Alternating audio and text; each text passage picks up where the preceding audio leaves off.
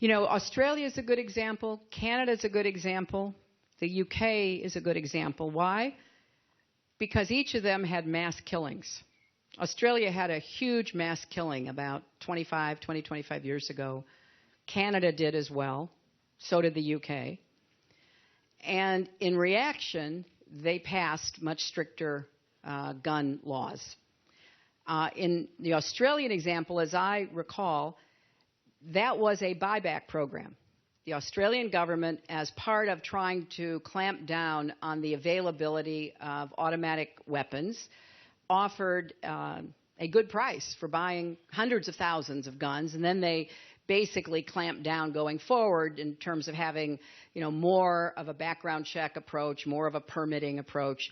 But they believed, and I think the evidence supports them, that by offering to buy back those guns, they were able to, you know, curtail the supply and to set a different standard for gun purchases in the future.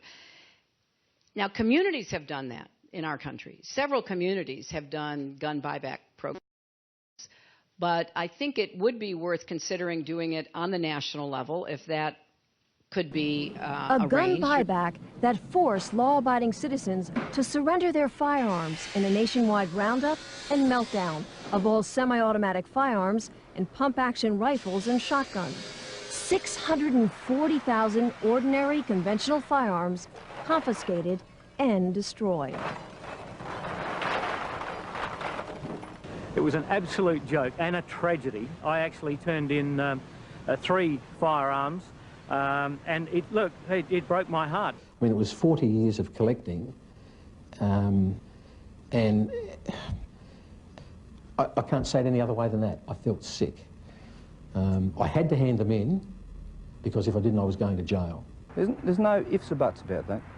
By taking that gun away from me, they've stolen something from me. A right stolen by their government, promising safety in return for its gun bans. But now citizens know the frightening truth. The cost of lost liberty can be measured in the loss of life. It's become very, very obvious, even to Blind Freddy, that the expenditure of $500 million has done absolutely nothing to reduce crime. It certainly didn't do what the government touted it would do, which was to reduce crime. It hasn't done that at all. In fact, there's been more. This has been a lot of bull and hasn't really done much to help society and with its problems. Cold, hard facts the anti-gun forces can no longer escape.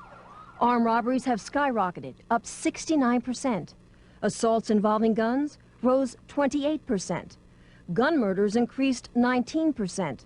And a new phenomenon, home invasions jumped 21%. I'm going to speak out. I'm going to do everything I can to rally people against this pernicious, corrupting influence of the NRA. And we're going to do whatever we can. I was proud when my husband took them out, and we were able to ban assault weapons, but he had to put a sunset on. So 10 years later, of course, you know, Bush wouldn't agree to reinstate them. We've got to go after this. And here again, the Supreme Court is wrong on the Second Amendment.